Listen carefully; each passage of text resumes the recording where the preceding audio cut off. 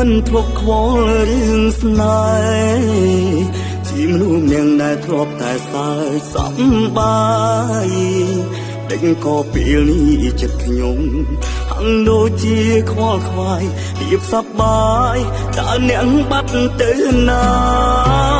ព្រោះតែគេធ្វើឲ្យខ្ញុំបដូរគ្រប់យ៉ា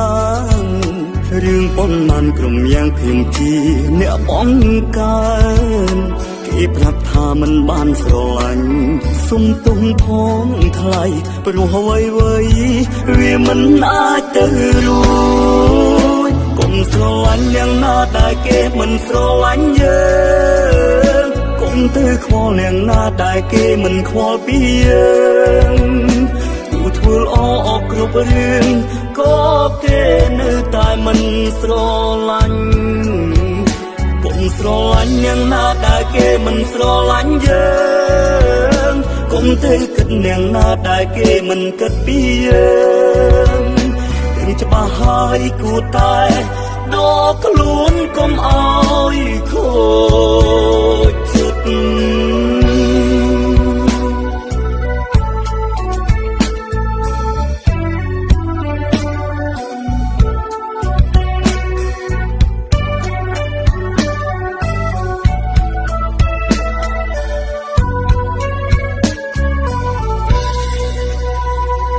តែគេធ្វើឲ្យខ្ញុំបដូរគ្រប់យ៉ា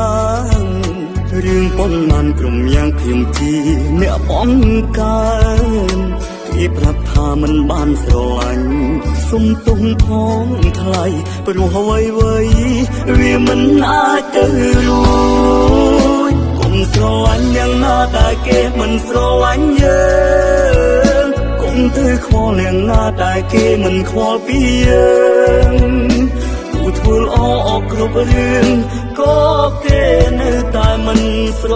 ឡាញ់កុំស្រឡាញ់យ៉ាងណាដែលគេមិនស្រឡាញ់យើ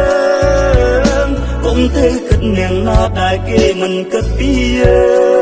ងដឹងច្បាស់ហើយគួរតែដកខ្លួនកុំឲ្យខូចចិត្ត